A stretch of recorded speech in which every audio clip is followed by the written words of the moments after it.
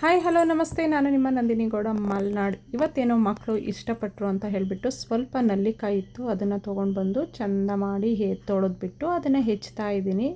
ಇಲ್ಲೇ ಹೊರಗಡೆ ಕುತ್ಕೊಂಡು ಹೆಚ್ಚುತ್ತಾ ಇದ್ದೀನಿ. ಬೆಳಕೆಲ್ಲ ಚೆನ್ನಾಗಿತ್ತು. ನಾನು ನಮ್ಮಮ್ಮನ ಮನೆಗೆ ಹೋಗಿದ್ದೆ, ಅಲ್ಲಿ ಮಾಡಿದ್ದು ಇದನ್ನು. ತುಂಬಾ ಚೆನ್ನಾಗಿತ್ತು ಈ ನಲ್ಲಿಕಾಯಿಗಳು. ಇದಕ್ಕೆ ಅಮ್ಮ ತಿನ್ನಬೇಕು ಅನ್ನಿಸ್ತಾ ಇದೆ, ಸ್ವಲ್ಪ ಉಪ್ಪು ಖಾರ ಎಲ್ಲ ಹಾಕಿಕೊಡು ಅಂತ ಹೇಳಿದ್ರು. ಅದಕ್ಕೋಸ್ಕರ ಇದನ್ನು ರೆಡಿ ಮಾಡ್ತಾ ಇದ್ದೀನಿ. ಹಾಗೆ ಯಾರೆಲ್ಲ ನನ್ನ ಯೂಟ್ಯೂಬ್ ಚಾನಲ್ನ ನೋಡ್ತಾ ಇದ್ದೀರಾ, ಲೈಕ್ ಮಾಡಿ, ಸಪೋರ್ಟ್ ಮಾಡಿ, ಸಬ್ಸ್ಕ್ರೈಬರ್ ಆಗೋದನ್ನು ಖಂಡಿತ ಮರಿಬೇಡಿ ಪ್ಲೀಸ್. ಎಲ್ಲರೂ ಸಬ್ಸ್ಕ್ರೈಬರ್ ಮಾಡಿಕೊಂಡು ವೀಡಿಯೋನ ನೋಡಿ, ಇಲ್ಲ ಅಂದರೆ ನಿಮಗೆ ಮತ್ತೆ ಮರ್ತೋಗುತ್ತೆ ಅಂತ ಹೇಳಿಬಿಟ್ಟು ಇವಾಗ ಹೇಳ್ತಾ ಇದ್ದೀನಿ. ಯಾರೇ ವೀಡಿಯೋ ನೋಡ್ತಾ ಇದ್ರು ಸಬ್ಸ್ಕ್ರೈಬರ್ ಆಗಿಲ್ಲ ಅಂದರೆ ಪ್ಲೀಸ್ ಸಬ್ಸ್ಕ್ರೈಬರ್ ಮಾಡಿಕೊಂಡು ವೀಡಿಯೋನ ನೋಡಿ. ನಮ್ಮ ಮಕ್ಕಳಿಗೆ ಇಬ್ಬರಿಗೂ ಅಷ್ಟೇ ಹುಳಿ ಉಪ್ಪು ಖಾರ ಅಂದರೆ ತುಂಬಾ ಇಷ್ಟ. ಹಾಗಾಗಿ ಅಮ್ಮ ಇದನ್ನೆಲ್ಲ ರೆಡಿ ಮಾಡ್ಕೊಂಡು, ಅದಕ್ಕೆ ಇದು ನೋಡಿ ನಮ್ಮ ಅಮ್ಮನ ಮನೆ ಕಡೆ ಕತ್ತಿಗಳು ಹೇಗಿರುತ್ತೆ ಅಂತ ಹೇಳಿಬಿಟ್ಟು ಈ ರೀತಿ ಹೆಚ್ಚೋದಕ್ಕೆ ಎಲ್ಲವ. ಕೆಲವರೆಲ್ಲ ಚಾಕುಗಳನ್ನೆಲ್ಲ ರೆಡಿ ಮಾಡ್ಕೊಳ್ತಾರೆ ಹೆಚ್ಚೋದಕ್ಕೆ. ನನಗೆ ಇದರಲ್ಲೇ ಈಸಿ ಅನಿಸುತ್ತೆ, ಏಕೆಂದರೆ ನಾನು ಸಣ್ಣದ್ರಿಂದ ಹಳ್ಳಿಯಲ್ಲೇ ಬೆಳೆದಿದ್ದರಿಂದ ಇದರದ್ದೆಲ್ಲ ಅನುಭವ ಇದೆ. ಹಾಗಾಗಿ ಇದರಲ್ಲೇ ಹೆಚ್ಚಿದ್ರೇ ನನಗೆ ಈಸಿ ಅನ್ನಿಸ್ತು. ನಾವು ಅವಾಗ ಮಧ್ಯಾಹ್ನ ಮನೆಗೆ ಹೋಗಿದ್ವಿ, ಊಟ ಎಲ್ಲ ಮಾಡಿಕೊಂಡು ಕೂತ್ಕೊಂಡಿದ್ವಿ. ಆಗ ನನ್ನ ಮಕ್ಕಳು ಇದನ್ನು ರೆಡಿ ಮಾಡಿಕೊಡು ಅಂತ ಹೇಳಿದ್ರು, ಅದಕ್ಕೆ ರೆಡಿ ಮಾಡಿದ್ವಿ. ನೀವು ಸಹ ನಲ್ಲಿಕಾಯಿ ಸಿಕ್ಕಿದ್ರೆ ಈ ರೀತಿ ಮಾಡಿ, ತುಂಬ ಚೆನ್ನಾಗಿರುತ್ತೆ. ನನಗೂ ಇಷ್ಟ ಆಯಿತು ತಿನ್ನೋದಕ್ಕೆ, ನಾನು ಸಹ ಕೂಡ ತಿಂದೆ. ಹಾಗೆ ನಮ್ಮಪ್ಪ ನಮ್ಮಮ್ಮ ಮತ್ತು ನನ್ನವೆರಡು ಮಕ್ಕಳು ಎಲ್ಲ ಸೇರಿಕೊಂಡು ತಿಂದ್ವಿ. ಮಯೂರ ಮಾತ್ರ ಸ್ವಲ್ಪ ತಿಂದ್ಬಿಟ್ಟು ಅಯ್ಯೋ ಹುಳಿ ನನಗೆ ಬೇಡ ಅಂತ ಹೇಳಿದ್ರು. ಆದರೆ ನಮಗೆ ಮಾತ್ರ ಇಷ್ಟನೇ ಆಯಿತು. ಯಾರಿಗೆಲ್ಲ ನಲ್ಲಿಕಾಯಿ ಆಗಲಿ ಮಾವಿನಕಾಯಿ ಆಗಲಿ ಇಷ್ಟ ಇರಲ್ಲ ಹೇಳಿ. ಆ ಸೀಸನಲ್ಲಿ ಯಾವ ಹಣ್ಣು ಸಿಗುತ್ತೆ ಅದನ್ನು ಉಪಯೋಗಿಸ್ಕೊಂಡು ತಿಂದ್ರೇ ತುಂಬಾ ಟೇಸ್ಟಿ ಅನಿಸುತ್ತೆ. ಏಕೆಂದರೆ ನ್ಯಾಚುರಲಾಗಿ ಸಿಗುವಂಥ ಹಣ್ಣುಗಳು ಇವೆಲ್ಲವ. ಇನ್ನು ಇದಕ್ಕೆ ಏನು ಹೈಬ್ರಿಡ್ ನಲ್ಲಿಕಾಯಿ ಅಂತಲೂ ಕರೀತಾರೆ. ಇದು ಅಂದರೆ 4 ಮೂಲೆ ಥರ ಇರುತ್ತೆ, ಹಾಗಾಗಿ ರೌಂಡ್ ನಲ್ಲಿಕಾಯಿ ಎಲ್ಲ. ನಾನು ಇದನ್ನೆಲ್ಲ ಚೆನ್ನಾಗಿ ಹೆಚ್ಕೊಂಡೆ, ಉಪ್ಪು ಖಾರ ಇದರೊಳಗಡೆ ಚೆನ್ನಾಗಿ ಹಿಡೀಲಿ ಅಂತ ಹೇಳಿಬಿಟ್ಟು. ನಮ್ಮ ಚಿಕ್ಕ ಮಗಳಿಗಂತೂ ಎಷ್ಟೊತ್ತು ಸಿಗುತ್ತಾ ಅಂತ ಕಾಯ್ತಾ ಇದ್ಲು, ಅಲ್ಲೇ ಕುತ್ಕೊಂಡು ಕಾಯ್ತಾ ಇದ್ದಾಳೆ ನೋಡಿ. ಅದಕ್ಕೆ ನಾನೀಗ ಪೂರ್ತಿಯಾಗಿ ಇದನ್ನು ರೆಡಿ ಮಾಡಿಕೊಂಡು, ಮಕ್ಕಳಲ್ವಾ ಹಾಗಾಗಿ ಅತಿ ಉಪ್ಪು ಅತಿ ಖಾರ ಬೇಡ, ಎಷ್ಟು ಬೇಕೋ ಅಷ್ಟು ಮಾತ್ರ ಹಾಕೋಣ ಅಂತ ಹೇಳಿಬಿಟ್ಟು ಅವರನ್ನೇ ಕೇಳ್ಕೊಂಡು ಹಾಕ್ತಾಯಿದ್ದೆ. ಇಷ್ಟು ಉಪ್ಪು ಸಾಕಾ, ಇಷ್ಟು ಖಾರ ತಿಂತೀರಾ ನೀವು ಅಂತ ಕೇಳಿ ಹಾಕ್ತಾಯಿದ್ದೆ. ಆಯಿತು ನಮಗೆ ಇಷ್ಟಿಷ್ಟೇ ಹಾಕು ಅಂತ ಹೇಳ್ತಾಯಿದ್ರು. ಹಾಗಾಗಿ ಅವ್ರು ಹೇಳ್ದಂಗೆ ಮಾಡ್ತಾಯಿದ್ದೆ.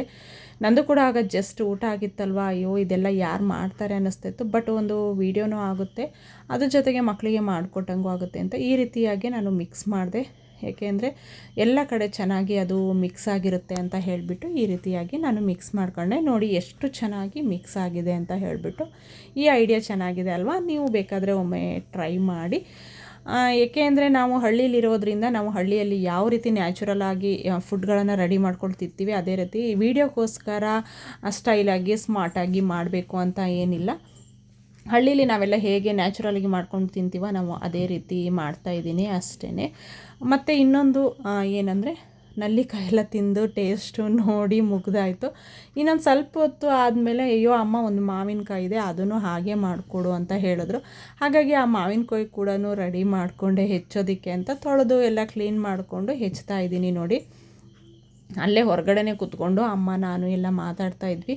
ಇಲ್ಲಿಗೆ ತೊಗೊಂಡು ಬನ್ನಿ, ಇಲ್ಲೇ ರೆಡಿ ಮಾಡಿಕೊಡ್ತೀನಿ ಅಂತ ಹೇಳಿದ್ವಿ. ಹಳ್ಳಿ ಸೈಡು ಅದೇ ರೀತಿ ಅಲ್ಲೇ ಕೂರಬೇಕು, ಅಲ್ಲೇ ನಿಲ್ಲಬೇಕು ಅಂತ ಏನಿಲ್ಲ. ಎಲ್ಲಿ ನಮಗೆ ಗಾಳಿ ಬೆಳಕು ಚೆನ್ನಾಗಿ ಕಾಣುತ್ತೋ ಅಲ್ಲೇ ಹೋಗಿ ಕೂತ್ಕೊಂಡು ಏನಾದರೂ ಒಂದು ರೆಡಿ ಮಾಡ್ತಾ ಇರ್ತೀವಿ. ಕೆಲವರೆಲ್ಲ ಏನು ಮಾಡ್ತಾರೆ, ಅಡುಗೆಗಳನ್ನು ಕೆಲವರು ತೋಟದ ಮಧ್ಯದಲ್ಲಿ ಮಾಡಿಕೊಂಡು ತಿಂತಾರೆ, ತುಂಬ ಚೆನ್ನಾಗಿರುತ್ತೆ. ಏನು ಅಡುಗೆ ಮನೆಯೇ ಬೇಕು ಅಂತ ಇಲ್ಲ. ಸಿಟಿಯಲ್ಲೆಲ್ಲ ಸ್ಟ್ಯಾಂಡರ್ಡಾಗಿ ಅಡುಗೆ ಮನೆನ ತೋರಿಸ್ಕೊಂಡು ನಮ್ಮ ಕಿಚನ್ ಹೀಗಿದೆ, ನಮ್ಮ ಕಿಚನ್ ಹಾಗಿದೆ ಅಂತ ಹೇಳ್ಕೊಳ್ತಾ ವೀಡಿಯೋಗಳನ್ನು ಮಾಡ್ತಾ ಇರ್ತಾರೆ. ಬಟ್ ನಮ್ಮ ಹಳ್ಳಿ ಮನೆಯಲ್ಲಿ ಸೌದೆ ಒಲೆ ಆಗಿರುತ್ತೆ, ಗ್ಯಾಸು ಎಲ್ಲೋ ಒಂದು ಕಡೆ ಇಟ್ಕೊಂಡಿರ್ತೀವಿ. ಹಾಗಾಗಿ ಅತಿ ಹೆಚ್ಚಾಗಿ ನಾವು ಸೌದೆ ಒಲೆಯಲ್ಲೇ ಅಡುಗೆ ಮಾಡೋದು. ಮತ್ತು ಯಾವುದೇ ಅಡುಗೆನ ಅಲ್ಲೇ ಮಾಡಬೇಕು ಹೀಗೆ ಮಾಡಬೇಕು ಅಂತ ಏನಿರಲ್ಲ. ಎಲ್ಲಿ ಕೂತಿರ್ತೀವೋ ಅಲ್ಲೇ ನಾವು ಪ್ರಿಪೇರ್ ಮಾಡಿಕೊಂಡು ಅಲ್ಲೇ ತಿಂದುಬಿಡ್ತೀವಿ. ಡೈನಿಂಗ್ ಟೇಬಲ್ಲೇ ಬೇಕು, ಅದೇ ಬೇಕು, ಆ ಥರ ಮನಸ್ಥಿತಿ ಇರೋದಿಲ್ಲ ನೋಡಿ. ನಾನು ಕೂಡ ಇಲ್ಲೇ ಚಿಕ್ಕದಾಗಿ ಹೆಚ್ಚುತ್ತೀನಿ ಅಂತ ಹೆಚ್ಚುತ್ತಾ ಇದ್ದೀನಿ. ನನ್ನ ಮಗಳು ಹೇಳಿದ್ಲು, ಅಮ್ಮ ಚಿಕ್ಕದಾಗಿ ಬೇಡ ಉದ್ದುದ್ದ ಮಾಡೋಣ, ಚಿಕ್ಕದಾಗಿ ನಲ್ಲಿಕಾಯಿ ತಿಂದ್ವಲ್ಲ ಅಂತ ಹೇಳಿದ್ಲು. ಅದಕ್ಕೆ ಸ್ವಲ್ಪ ಹೆಚ್ಚಿ ಆ ರೀತಿ ಆಮೇಲೆ ಬಿಟ್ಬಿಟ್ಟೆ. ಆಯಿತು ಸರಿ ಉದ್ದನೇ ಹೆಚ್ಚಿಕೊಡ್ತೀನಿ ಅಂತ ಹೇಳಿಬಿಟ್ಟು ಉದ್ದನೇ ರೆಡಿ ಮಾಡಿಕೊಟ್ಟೆ. ಒಂದೇ ಪ್ಲೇಟಲ್ಲಿ ನೋಡಿ 2 ಥರ ರೆಡಿ ಆಯಿತು. ತುಂಬ ಚೆನ್ನಾಗಿತ್ತು. ಇದು ಸ್ವಲ್ಪ ಹುಳಿ ಹುಳಿ ಉಪ್ಪು ಖಾರ ಖಾರ ಇತ್ತು. ಇದು ತಿನ್ನೋದಕ್ಕೆ ಇಷ್ಟ ಆಯಿತು. ಮಕ್ಕಳಿಗಿಂತ ನಮಗೆ ತಿನ್ನೋಣ ಅಂತ ಅನ್ನಿಸ್ತು. ನನಗೆ ಮಾವಿನಕಾಯಿ ಅಂದರೆ ತುಂಬಾ ಇಷ್ಟ. ಹಣ್ಣಿಗಿಂತ ನಾನು ಕಾಯಿನ ತುಂಬಾ ಇಷ್ಟಪಡ್ತೀನಿ.